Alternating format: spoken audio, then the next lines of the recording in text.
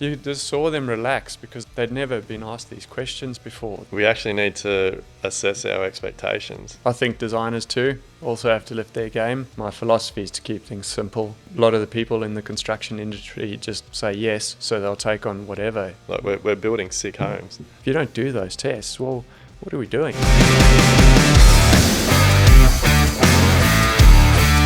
G'day everyone, welcome back to another episode of A Level Up. We are still on our Tasmanian trip, even though we're not moving, we're doing all these podcasts in the same house, but it is a cracking location and we've got another cracking episode coming up for you today.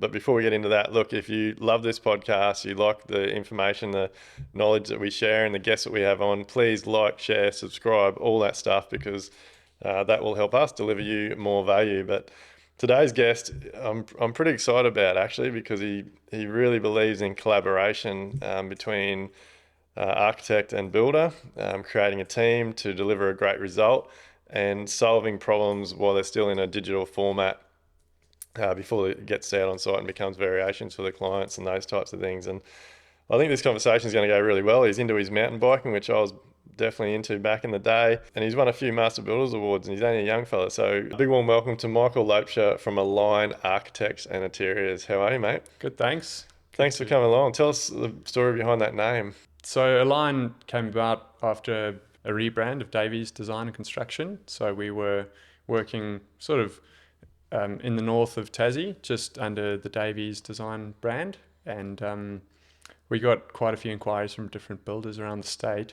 And with that, we sort of saw a little bit of conflict of having the same construction company doing design work for different builders. So we thought we wanted to actually bring the design and construct method to other builders. So we thought of the name Align, Luke Davies' brainchild. And yeah, that's how it came about. So yeah, the idea is to align architects, builders and clients, try and get to the same point. Yeah, and you're big on the collaboration. Yeah, so I just think that there's so much value, particularly in the residential space, to be collaborating kind of early. I think the earlier the better. So we sort of built up over the years a method of builder and architect and client go to a site visit, pre-design, before the job's signed up.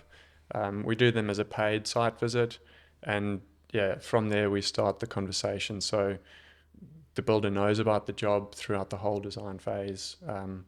The architect's got the benefit of having the builder there to be doing pricing and to be, making sure that it can be built as intended. It's huge, like collaboration. So and yeah, it seems to make a lot of sense. And yeah, we've been doing it now pretty solidly for about the last 5 years. So do you, like I know, so we do the collaboration process very well up in Queensland with a couple of architects, designers, and I know how much value it's added to me. I believe it's made me a better builder, understanding more of the design. Do you believe you're becoming a better architect by understanding more of the building process? Yeah, 100%. I mean, there's a whole range of things. Building's complex, so it's understanding firstly cost, what impact a design decision makes on cost. That's a big one. I'm pretty big on trying to keep to clients' budgets. We go through all the estimates by line at a concept level and at the final stage.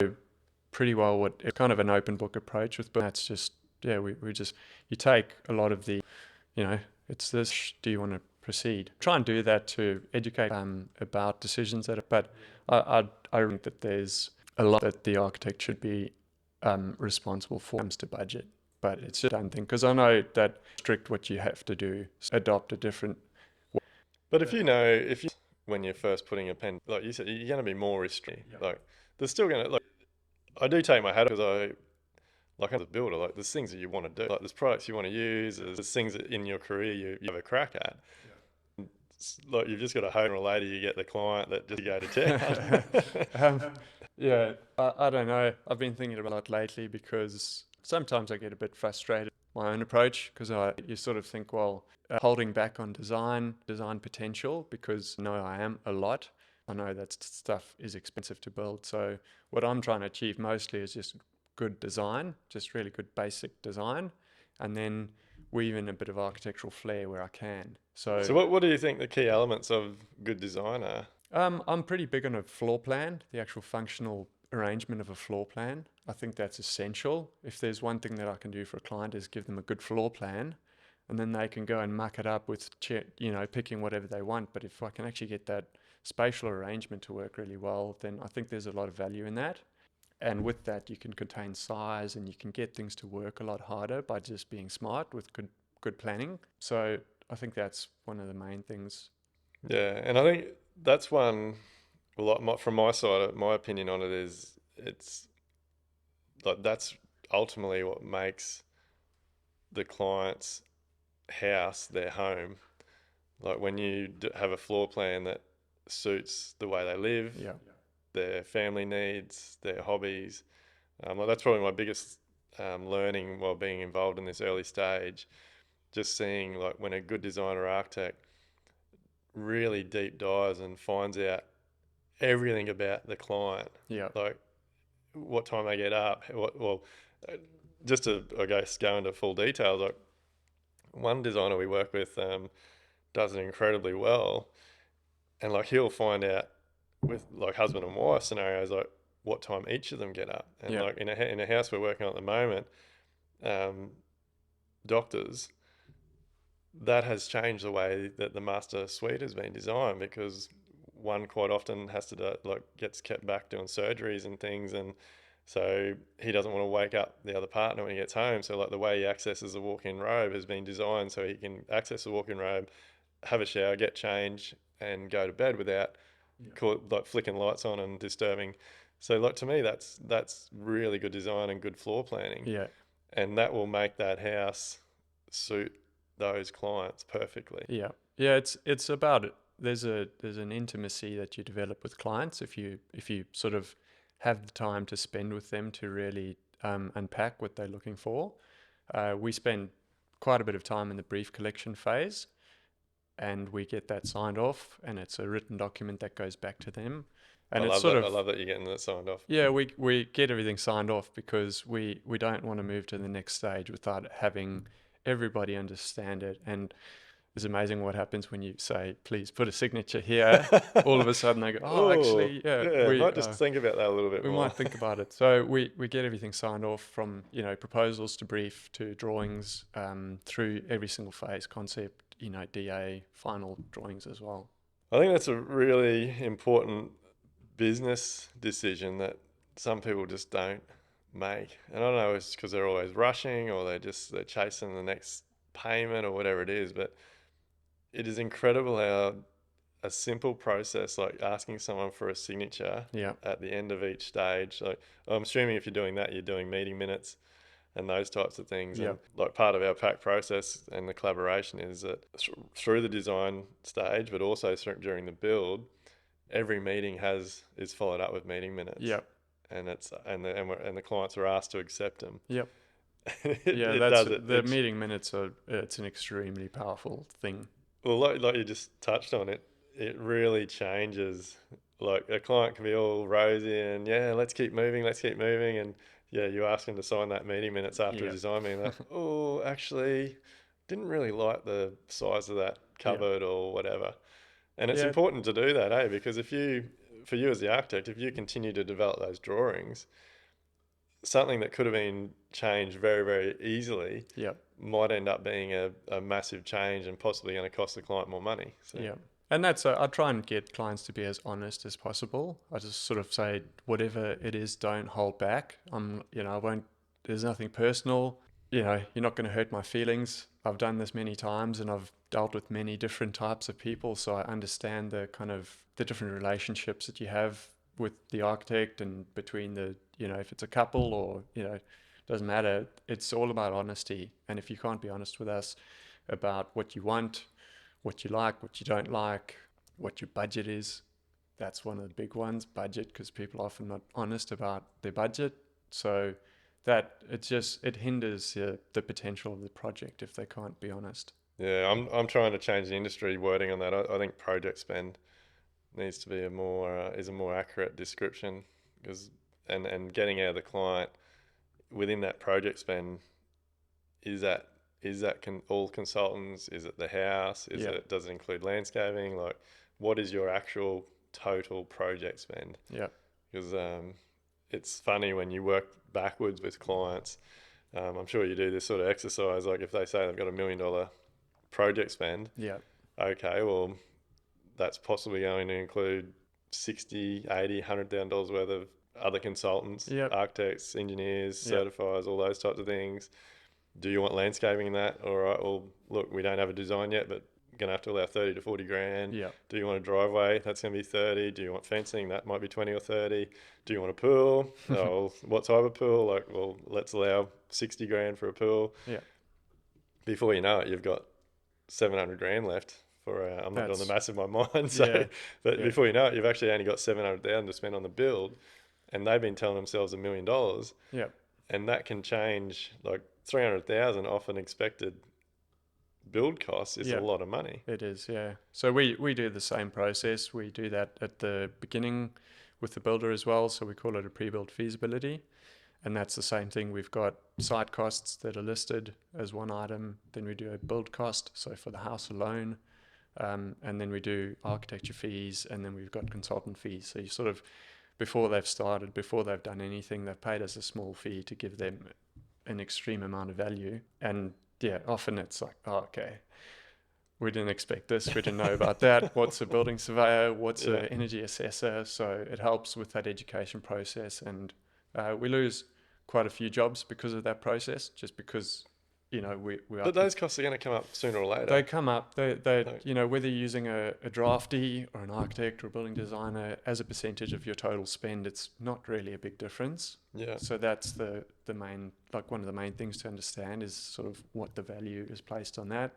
But yeah, at the end of the day, the site costs are going to be 100,000 or 150 or whatever it happens to be, and you can't get away from those costs. Yeah, yeah. There's certain costs in a build that are there. They're there. Like it doesn't matter who you use, what designer, what builder, like whatever consultants. Yeah. They're there. Like the only costs that really get adjusted depend on the final house design. On the design. Yep. Yeah, like if you buy a steep block, it's got to be cut. Yeah. Like it doesn't matter who designs it or who's built it. Like, Yeah. and it's funny because I guess it all comes back to your marketing. Like we're very good now at attracting the right types of clients, but like a lot of clients will think that, all right, well, we'll just pay you to design and we'll just engage with this builder and we'll take care of all those other consultants ourselves. And because they think they're going to save some money, but not knowing that someone like yourself has got a relationship with, I'm not sure if they call the same things down here, but like you'll know certifiers, you'll know engineers, Yep. you'll know possibly people in council or town planning. And so you can pick up the phone and ring up and ask questions and sort problems out. Yeah. Whereas a client will ring up, they'll get, oh no, you've got to deal with this department. Oh no, you've got to deal with that department. Yeah. And 3 hours later, they still haven't got an answer on a simple question. Yeah. Yeah, we try to be the guide through the process. We use that word a bit in our marketing and stuff, just to let them understand that we're there to talk them through the whole process, but we're the professionals that do the stuff all the time, and we have those relationships with different people, and we understand the mechanism of planning and building approvals processes and all those sorts of things. So it's you're very, clients would be well placed to trust that process. Yeah. And I often say to people, I'm just here to take away all the pain for you. I want you to focus on the fun stuff, doing the design, getting excited about the materials and all the good things that you can enjoy as part of the design process, and let us take care of the rest. We'll take care of all the background stuff. We'll organize the consultants. We'll do all that sort of stuff. So there's a big education process that you have to take clients through. We try and, as a business, to build assets around that, to create educational things, to create flyers and brochures and things that help clients to understand. Yeah. But yeah, like you say, it ultimately comes down to hitting your target market for clients and sticking to those. Knowing when to say no, I think is a massive thing. It's huge. Like so many people just would have such a better business if they just said no. If they said no, yeah, absolutely. There's a lot of people in our industry seems to be, I think it's just the type of personas and people that our industry attracts, but we seem to be people pleasers. Yeah, could be. It'd be interesting to dive into the psychology of the type of people that are in the industry. Yeah, I'm not so much. I'm not sure on architects, designers, but I definitely, with the work I've done on myself, and definitely talking to a lot of people in the industry now. Like I know a lot of builders and tradies are indigos. Like that's the personas we are, and Mm, that is we're very visual people. yeah, We don't tend to be good at communicating, which is like it's something I've had to a lot of time and effort into being better at. So, yeah, um, but we are people pleasers.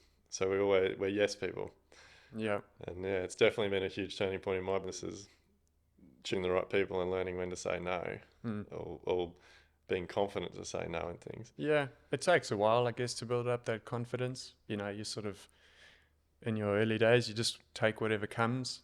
Mm, And as you sort of come to understand yourself and what you like to do and are capable of, then I think the no becomes a bit easier.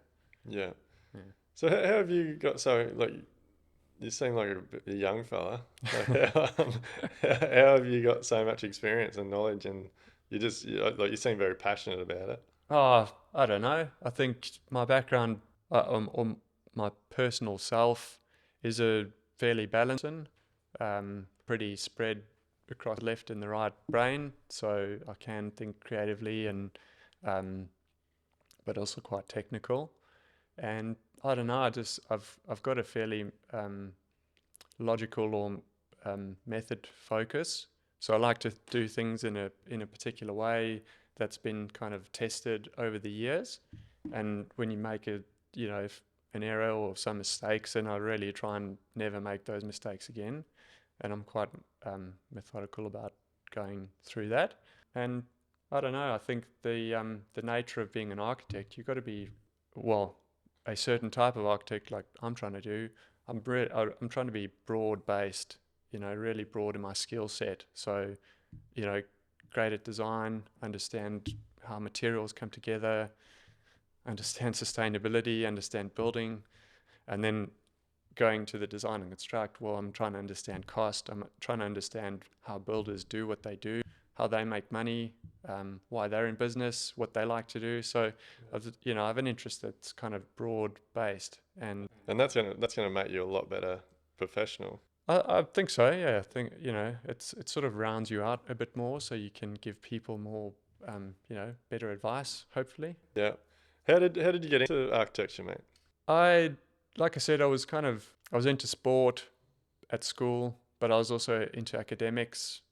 So again, it was just the balance of those two, and I think an architect is kind of perfectly placed to be someone that's in that kind of skill set or brain type because it just covers so much. And I'd I'd gone to a career advisor at high school and I said, "Oh, I'm thinking about doing engineering." I'd always had some kind of interest in bridges for some Yeah. reason. Yeah. And she said, so I said, "Oh, I'm thinking about doing civil engineering." And she said, "Oh, don't do civil engineering." And I said, "Oh, why?" She said, "Oh, my husband's a civil engineer." And she said that it's a really dry profession. And I think she might have she knew Yeah. me fairly well. So she thought maybe there was something in the sort of artistic side that you could potentially tap into. And then, yeah, I Either that ended or up, she was just thought her husband was boring well, and dry and or didn't that or her like. husband was boring. But like now, as I reflect on that, I think about it a lot. Engineers are a particular way. They do sort of take up the left hemisphere a bit more. They, think in a particular way, and I jump between the two. So architecture is pretty well placed for that because you have to be really broad if you want to be I guess, a traditional, well-rounded architect. You've got to be broad across so many things. You've got to know psychology. You've got to know, technical design skills. You've got to know how colors come together to make you feel a certain way. You've got to understand health of materials and planet and life cycle cost. And, it's so broad. So it was from that conversation. It was from that I got into architecture. And then, I studied in WA and Tassie. It's broken up into two courses, like an undergrad course. I did that at WA. And then I came to Tassie. My family moved across. Yeah. And so, I just came to Tassie, and there's just a different vibe or a bit of an aura in Tassie. Yeah. It was back to sort of country law. that I grew up in, and yeah, the climate here is pretty good. Yeah, we've only been here a couple of days. I've never been here before. It's bloody fantastic. It does feel like we've gone back to the 80s, but Yeah, I that's like that. first time I came. We all said it's like, it seems 20 years behind. That's what it felt like. I think it's changed a lot over the last 10 years. There's been quite a lot of stuff that's quite different. There seems to be a lot of incredible homes being built down here. I was talking to a couple of builders up in Queensland when they heard that I was coming down here, and one of them in particular is from down here, and he was telling me there's some stats like Tasmania has, I forget the wording, like it's like basically wealth compared to number of people is quite high. Mm. And like I don't know, I don't know much about down here, but just from what I see on social media and stuff, like there does seem to be a lot of expensive homes getting built. Yeah, Does that? I think there is some great architecture that comes out of Tassie. There's some, I don't know, there's sort of a kind of a Tasmanian style, but a few architects that have been really well publicized for sort of a Tassie modernism kind of aesthetic. Yeah, It's sort of low pitched, flat, modernist kind of thing. And that's given the Tasmanian architecture in quite a distinct identity, I think. But then also there's this thing about an island. We sort of, this small little island, it's this quite a unique community. It's, I wouldn't say it's a community because there's sort of strange divides like Launceston and Hobart and people that never really stray. People in Hobart, they may not stray north of the wall, it's that sort of thing. They yeah, kind of stick to that area down there. And then I think there's probably a fair bit of wealth that comes about from agriculture and all sorts. yeah. You were saying earlier before we started recording that quite a lot of your clients are people that are moving here from other parts of Australia. Yeah, so there's a pretty big, it seems like the big migration out of Queensland. I think they come from the sort of hot climate down to a cooler climate. Um, the To generalize, it's usually an elder population that comes down and they sort of can't handle the heat anymore, so they come down to Tassie to cool down a bit. But then also, I think there was a period where we had such a sweet spot for land price, and even cost of construction, though now it's pretty expensive to build just a basic house for us. Maybe 3-4 years ago, yeah, people in the mainland were getting pretty extreme value when they compared to the prices in, say, Sydney Yeah, or Brisbane or even Melbourne. yeah. So yeah, there's quite a lot of our clientele that come down from those three. You've recently done your passive house designer qualification. Yeah, I did my passive house tradesman qualification last year as well, and I liked that. Like you're obviously very interested in that, but you picked up on like the quality control, and I think that's something that our industry lacks. yeah, And I do see when obviously when you're building a passive house, you basically have a set of standards and or rules that you have to follow, and yeah, there's lots of check measures along the way, yeah, and I think that's only a good thing. I think there needs to be a lot more of that in our industry across the board. Like we're talking to another guest we had on the other day, like why isn't waterproofing tested or assessed, or why isn't why isn't the installation of insulation and building wraps, for example, like why are they not checked when they play such a massive role in the performance of a home? yeah. So what sparked your interest in that sort of area? I think it's a passive house to begin with. It seemed a natural progression when you're interested in sustainability and trying to lower energy costs and all those sorts of things. It seems a fairly natural progression, but I think we were also in the Tassie space, and the guys that we were working with, everyone's kind of moving towards what they were calling the high performance building, or just better building, basically trying to get things done well. Passive house kind of led into that, and the course for me, once I'd finished it seemed like the lights had been turned on because it's quite focused on the building science side of things. So it's kind of data driven. They've tested everything. It's all proven. So that's where I just went, geez, there's a way to actually understand how a building is going to perform in the design side, because often we can do things like passive solar and, you know, eaves and all these sort of things, but there's no real way apart from the person moving in going, yeah, we love it, or, you know, it's too cold, or, you know, That room gets really hot, or you know, yeah. and then it's quite late in the piece to be doing that, because you can't change anything. You know, then you've got to tack on things, or you've got to put air conditioning systems in, and that sort of thing. So passive house just helps to take those unknowns, put it in the design world, so you can then come to understand things a bit better. It was a lot of just about understanding building science, and I think for me, one of the huge learning factors was I renovated my home about 2 years ago. Put a blanket on the roof. I insulated under the floors. I put double glazed windows in, and I moved in. And great, the house is nice on the inside.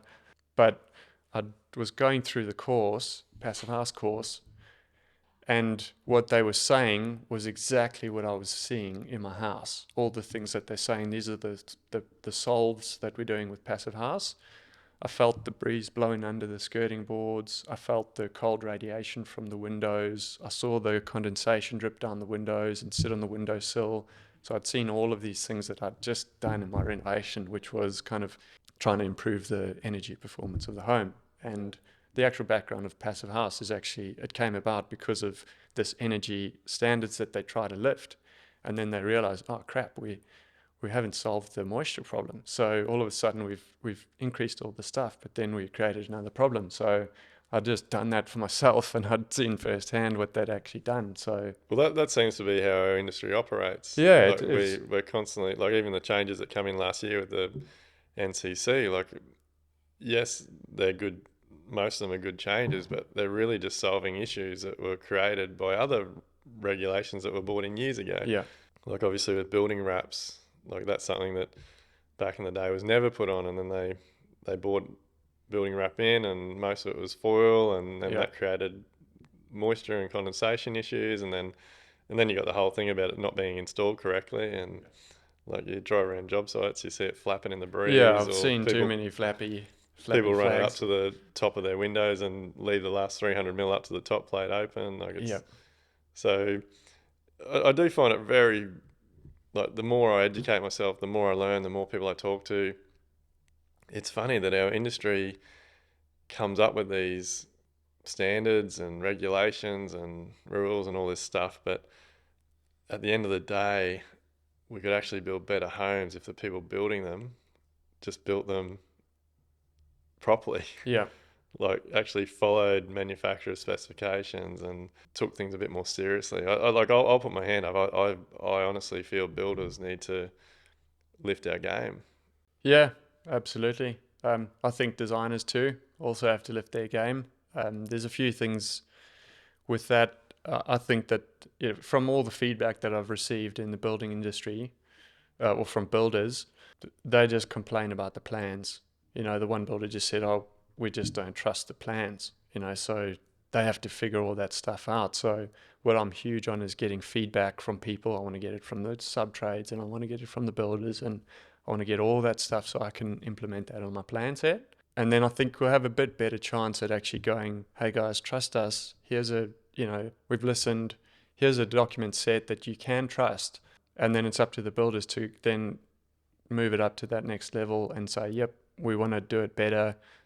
These are the ways that we can do it." Do you do any site walkthroughs during builds? Yeah, yeah, we do, as much as we can.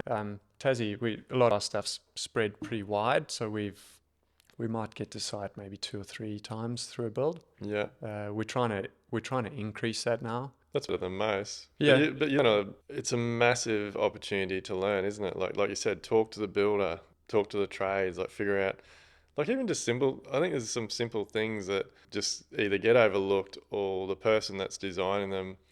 Like, as example, like just plumbing. Like, quite often they just think nothing about where the plumbing has to go. yeah, And all of a sudden you're on site, you've got a steel beam, you've got to be able to get a waste pipe from here to there. It hasn't been thought about, so the only way to do it now is by lowering a ceiling and having suspended pipework, and yeah, like, just simple things. But if you're going to site and you're having these conversations and you're acting at the as built site, it I would imagine it would help you think about situations for next time. Yeah, it's the best way to learn is to actually go and see it for yourself and see the guy that's either, trying to crawl through that space or, you actually see it and you hear it from that person. It's a way that you never forget.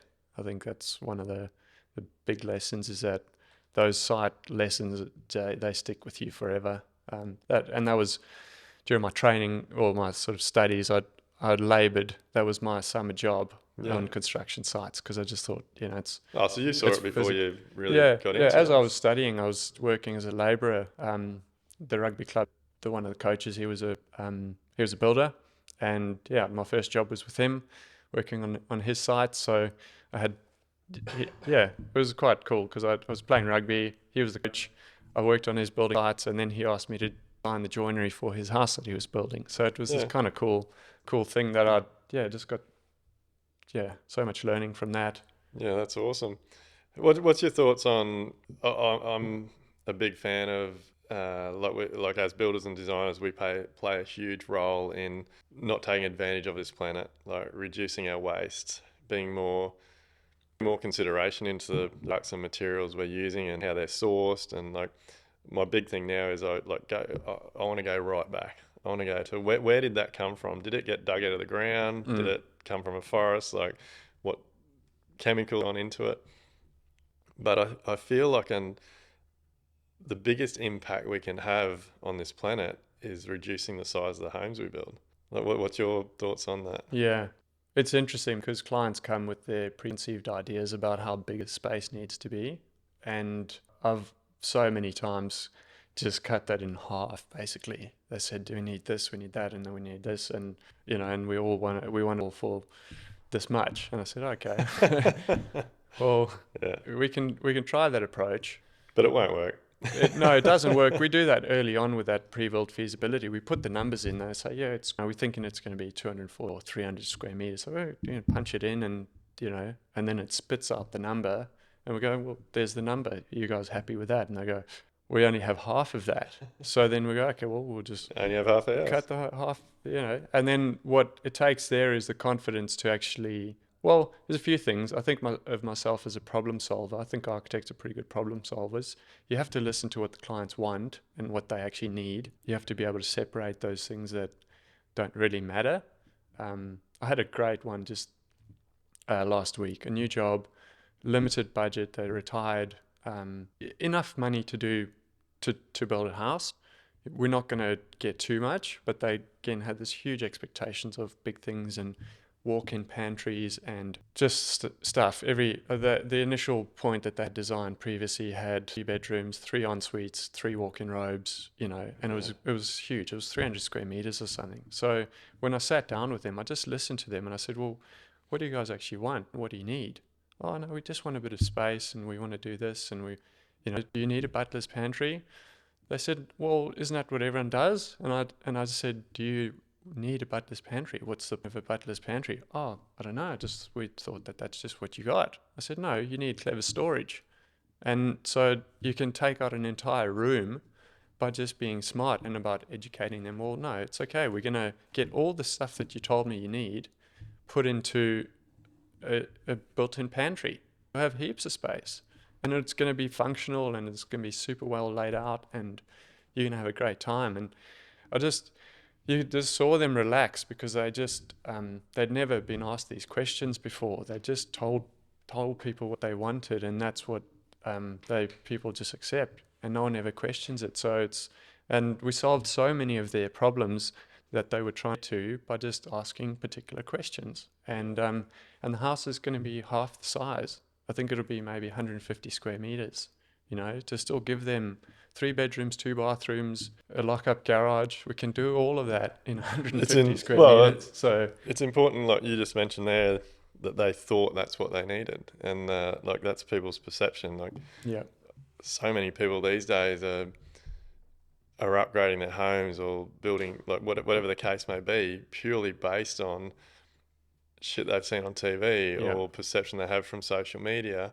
Or the one that really frustrates me the most is what a real estate agent's told them, yeah, because they've possibly had advice from a real estate that if they renovate their home and they add this and they add that, what's it going to be?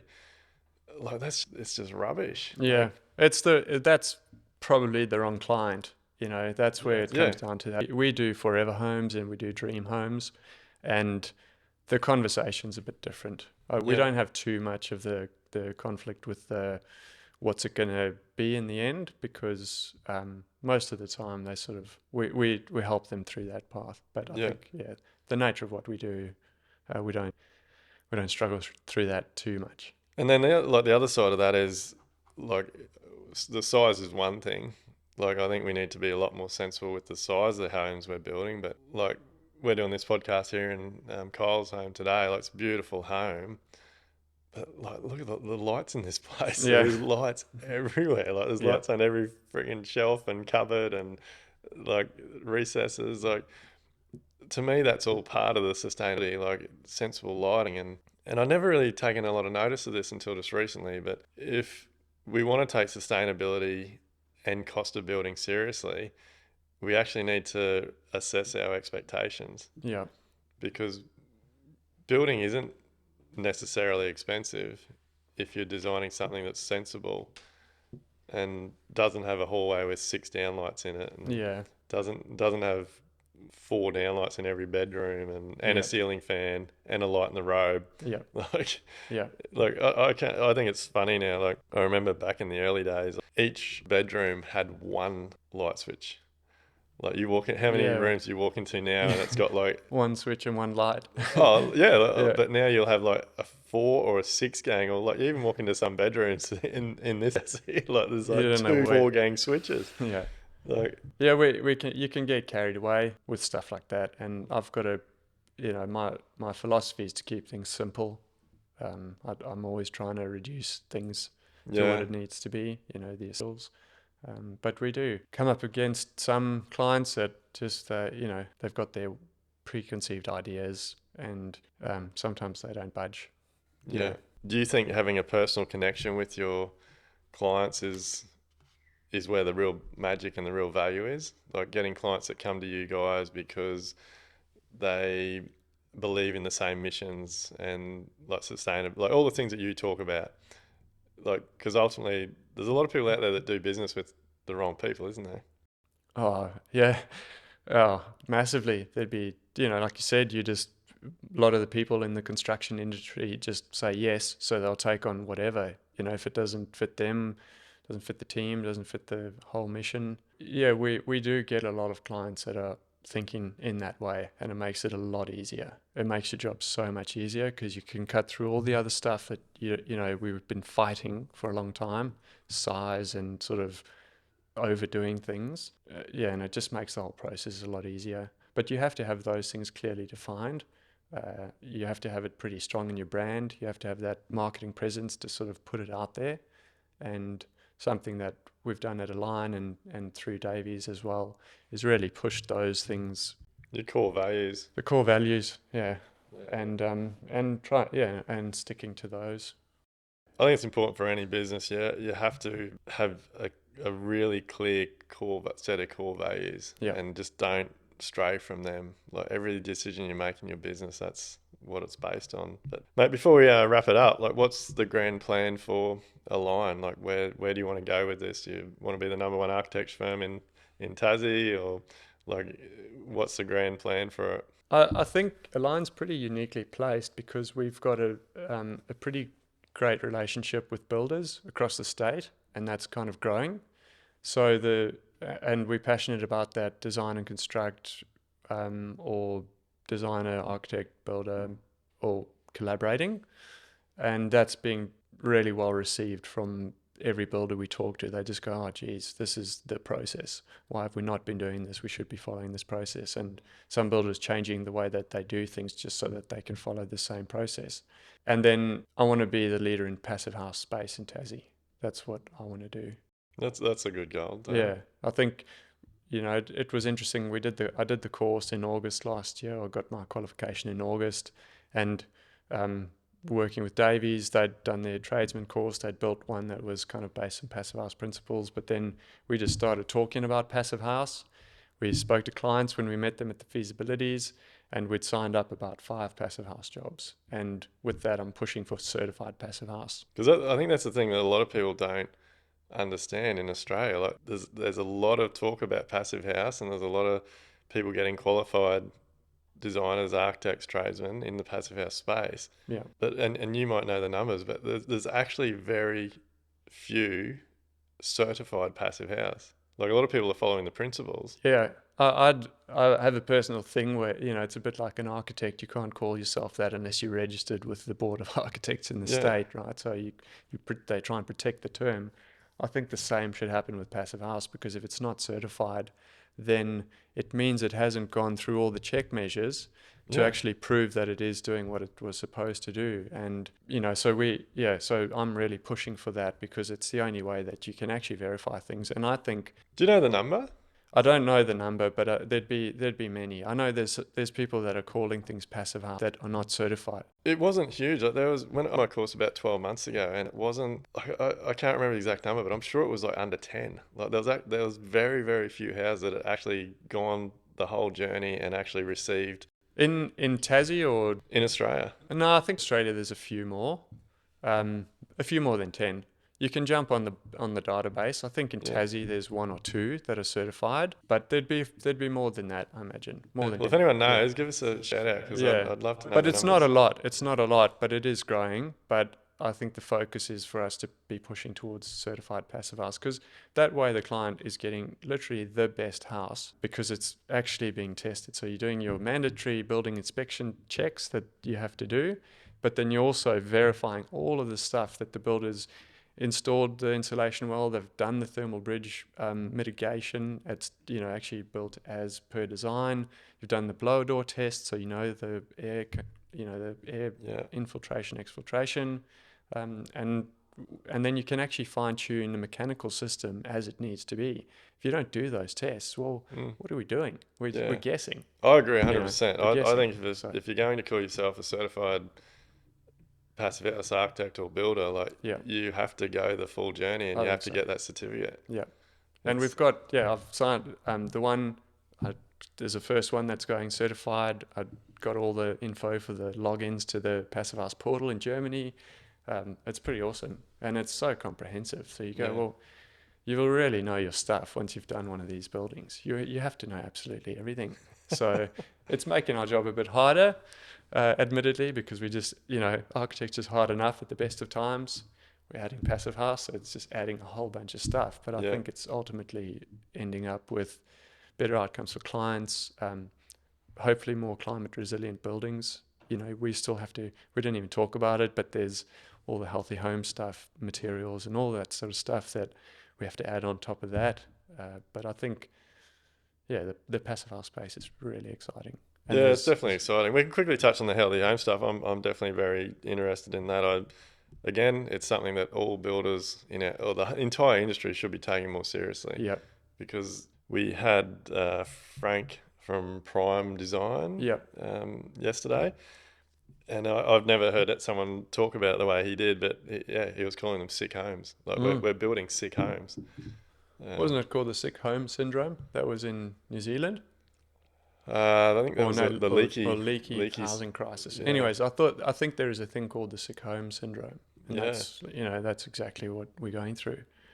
Yeah. So unless well, again, the whole industry, but in particular builders pay more attention to the materials they're using and how they're installing them, and educating their teams more and their trades more, and working more closely with architects, designers like yourself. Yeah. Like it's going to be a big problem. Like I think it's just starting to sort of poke its head out in Australia. Yeah, it is only just, but I think it's way too late, because that stuff's, all the damage is already done. We're just going to see the fallout from it, I think. Yeah, all the mold and the condensation, and it was like, I don't know what the numbers are in New Zealand, but it was like it was $1 billion problem. Oh, it was huge. I'm So- not sure on the exact numbers either, Yeah. but it was It's a big, well, they're still fixing and it, they're and still probably fixing it. that's So, been going for like 15 years, 20 Yeah. years or something. yeah. So, anyways, I think, I'm conscious that we're in a very small little market.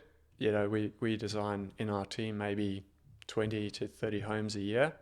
and the builders might build, I don't know, they're small teams, so they might do 5 or 10 houses, pretty small numbers.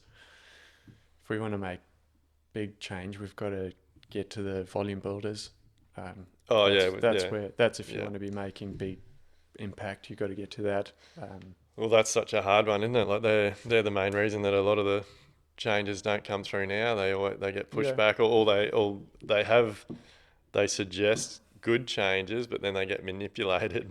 I did hear in a podcast somewhere that if you've got a problem, get one of your volume builders to solve that problem, because they'll fix the problem, and then they're going to find a way to do that quickly, cheaply, and efficiently. Yeah. So we should get, hopefully Australia can have enough courage to just go to that next level of saying, right, we're going to build the best houses, and we're going to do it in this particular way. We're going to follow whatever method it is. Yeah.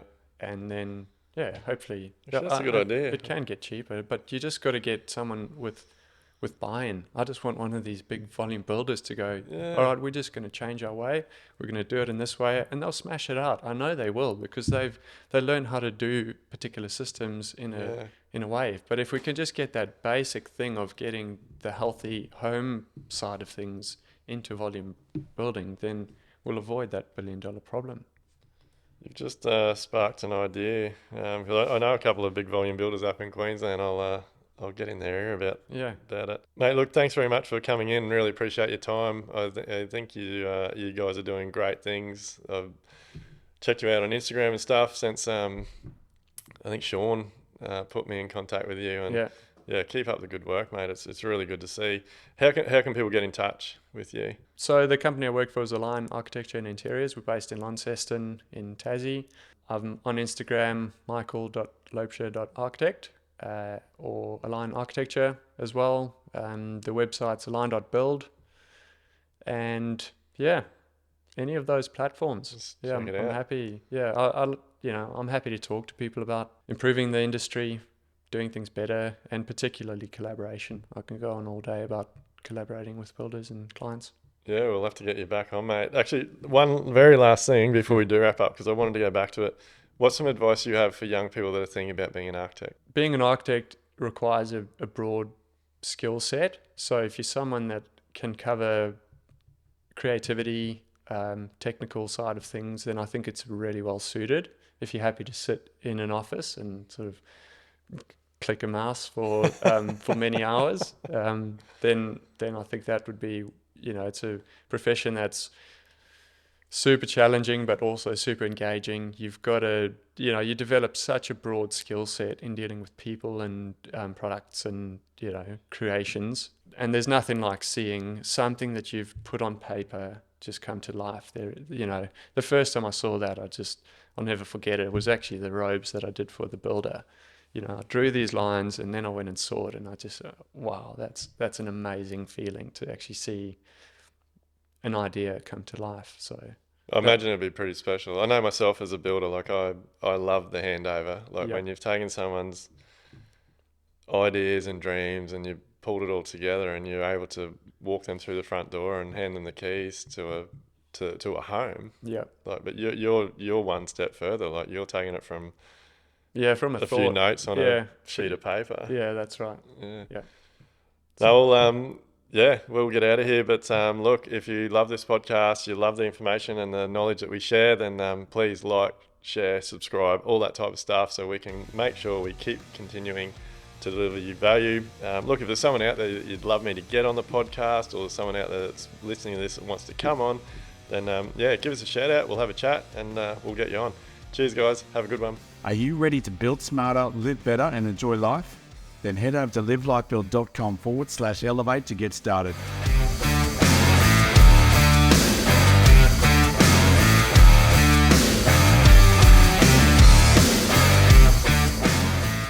Everything discussed during the Level Up podcast with me, Duayne Pearce, is based solely on my own personal experiences and those experiences of my guests.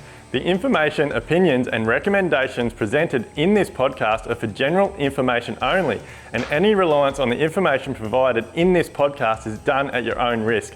We recommend that you obtain your own professional advice in respect to the topics discussed during this podcast.